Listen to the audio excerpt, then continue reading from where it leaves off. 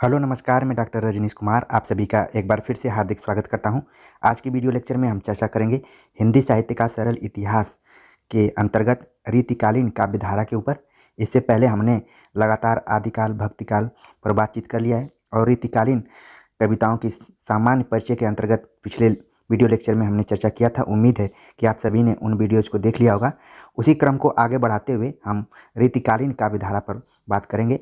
देखा जाए तो रीतिकालीन काव्य को 3 धाराओं में बांटा जाता है, जिसमें कि पहली धारा है, नाम है उसका रीतिबद्ध धारा।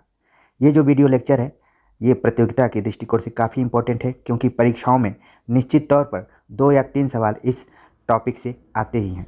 तो देखते हैं रीतिबद्ध धारा क्या है। इस धारा के कवियों ने अलंकार, नायिका भेद आदि के लक्षण बताकर उनके उदाहरण स्वरूप काव्य रचे हैं। यानी कि रीतिबद्ध का शाब्दिक अर्थ कई अर्थों में लिया जाता है।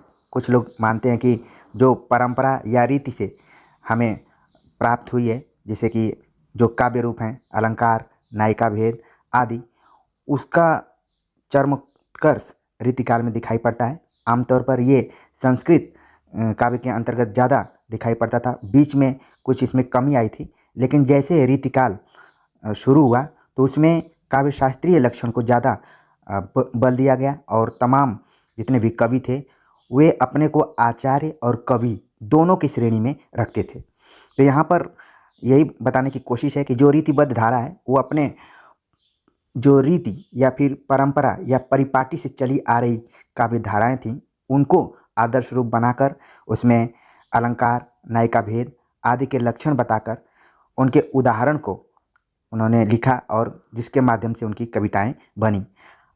बात करें तो ऐसे कवियों में केशव, पद्माकर, मतिराम का नाम लिया जा सकता है। और लगातार सवाल आता रहता है वैकल्पिक प्रश्नों के रूप में कि निम्नलिखित में से कौन कवि रीतिबद्ध है, रीतिसिद्ध है या फिर रीतिमुक्त है, क्योंकि मैंने ऊपर बताया कि 3 काव्य धाराओं में बटा है। पहली काव्य धारा है रीतिबद्ध, जिसमें कि अलंकार, नायिका भेद आदि के लक्षण बताकर और साथ में उदाहरण देकर काव्य लिखे गए। केशवदास, पद्माकर, मतिराम आदि कवि रीतिबद्ध धारा के अंतर्गत आते हैं। दूसरा पॉइंट है रीतिबद्ध काव्य धारा में कि ये लक्षण ग्रंथकार मूलतः कवि थे। वैसे आप देखेंगे तो आचार्य और कवि दोनों इनको माना जाता है, लेकिन अगर मूल स्वभाव देखा जाए तो इन दोनों का मूल स्वभाव इन कवियों का क्या था कि ये कवि थे। लेकिन कई जगह आप देखेंगे आचार्य केशवदास, आचार्य मतिराम, आचार्य देव, ठीक है, देव भी इसमें शामिल है। लेकिन हिंदी साहित्य का इतिहास रामचंद्र शुक्ल का आप जब बुक पढ़ेंगे तो उसमें उन्होंने इंडिकेट किया है, संकेत किया है कि इनमें आचार्य तो कम था, कवि ही ज़्यादा दिखाई पड़ता है, कवित्व ही इनका मूल लक्षण है। तो ध्यान में रखिए रीतिबद्ध काव्य धारा के अंतर्गत जितने भी कवि रहे हैं वो आचार्य के साथ साथ कवि थे, लेकिन मूल स्वरूप उनका कवित्व ही था और वे अलंकार और नायिका भेद के लक्षण बताकर कविताओं को लिखते थे, जिसमें कि केशव, पद्माकर, मतिराम इत्यादि का नाम लिया जा सकता है। आगे चीज़ें और क्लियर होंगी। दूसरी जो काव्य धारा है उसका नाम है रीतिसिद्ध धारा। इस धारा के कवि लक्षण उदाहरण की पद्धति तो नहीं अपनाते, किंतु रचना करते समय लक्षणों का अवश्य ध्यान रखते हैं। तो रीतिसिद्ध एक अलग तरीके के डिफरेंट तरीके की आपको धारा यहाँ पर दिख रही होगी।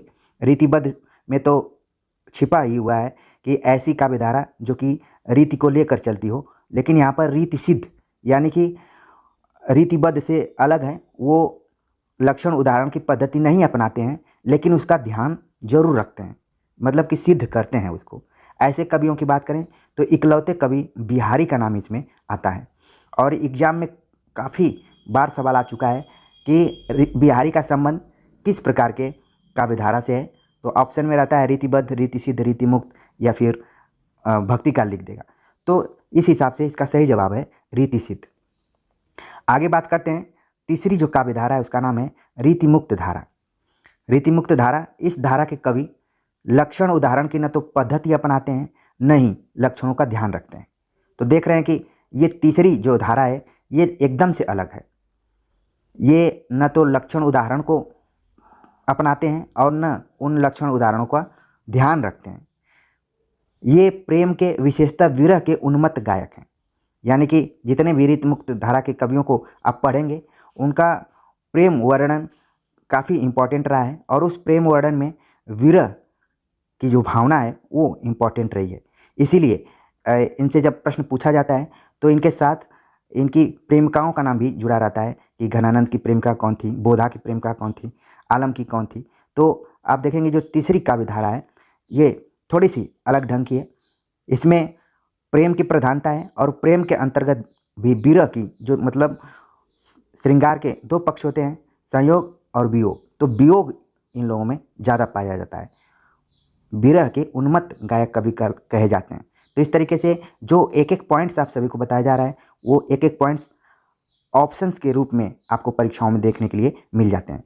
कई बार सवाल पूछ लिया जाता है कि रीतिमुक्त काव्यधारा के अंतर्गत कौन कौन आते हैं, तो उसमें जो नाम है घनानंद, आलम, बोधा, ठाकुर, ठीक है, आदि रीतिमुक्त या फिर स्वच्छंद धारा के कवि माने जाते हैं। ये कवि प्रेम प्रधान कविताएं लिखते थे, उसमें वीर वर्णन रहता था, लेकिन ये कवि स्वाभिमानी भी थे। आमतौर पर जितने भी इनकी प्रेमिकाएं थीं, कुछ के प्रेम इसमें सफल रहे, कुछ के प्रेम असफल हो गए, लेकिन इनमें स्वाभिमान कूट कूट कर भरा था। उसका जो उदाहरण है घनानंद। आप जानते हैं कि घनानंद और सुजान की प्रेम कथा काफ़ी इंपॉर्टेंट रही है। मोहम्मद शाह रंगीला के दरबारी कवि थे घनानंद, और बाद में जो परिणाम हुआ कि घनानंद को राज दरबार से बाहर भी कर दिया गया था, लेकिन इन्होंने अपने स्वाभिमान की बलि नहीं दी। तो एक तरीके से रीतिमुक्त कवि जो हैं वो स्वाभिमानी थे। इनमें रीतिबद्धता और दरबारीपन के प्रति विद्रोह का भाव है। तो आप देख रहे हैं कि जितने भी एक एक पॉइंट्स हैं वो आपके परीक्षा के दृष्टिकोण से काफ़ी इंपॉर्टेंट है, वो कभी भी विकल्प के रूप में आपको दिख जाएंगे। तो इस तरीके से आपका बेसिक कॉन्सेप्ट क्लियर हो रहा होगा। तो हमने तीनों काव्य धाराओं पर बातचीत कर लिया, रीतिबद्ध, रीतिसिद्ध, रीतिमुक्त, और उसकी खास विशेषताओं के तरफ भी, और उनसे जुड़े हुए कवियों के बारे में बताया। उम्मीद है कि आप सभी को समझ में आ गया होगा। अब बात कर लेते हैं रीतिकालीन जो काव्य रूप हैं और शैली। इस काल की प्रमुख काव्य भाषा ब्रज थी, ठीक है। ब्रज भाषा रीतिकाल की प्रमुख भाषा के रूप में थी। इससे पहले जब आप भक्ति काल देखेंगे तो वहाँ पर ब्रज के साथ साथ अवधी भाषा भी प्रयुक्त होती थी, लेकिन यहाँ पर आप देख रहे हैं कि केवल ब्रज भाषा है। तो जब भी प्रश्न पूछा जाए कि रीतिकाल की मुख्य भाषा कौन सी थी, तो ब्रज भाषा थी।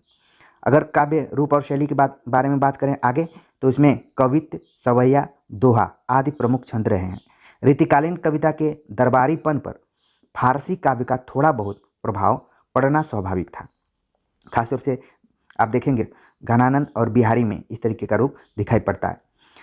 आखिरी जो पॉइंट है कि दरबारी कविता प्रधानतः मुक्तकों में है और अलंकार बहुल है, इसीलिए इसको कई बार अलंकृत काल कुछ आलोचकों ने कहा है, और मुक्तकों के लिए रीतिकाल जाना जाता है। तो उम्मीद है कि आज के वीडियो लेक्चर में आपका रीतिकालीन काव्य धारा और कालीन जो काव्य रूप है या शैली है वो क्लियर हो गया होगा। तो कमेंट्स कर जरूर बताइए कि आज का ये वीडियो लेक्चर आप सभी को कैसा लगा। मिलते हैं एक नए टॉपिक के साथ, तब तक के लिए नमस्कार।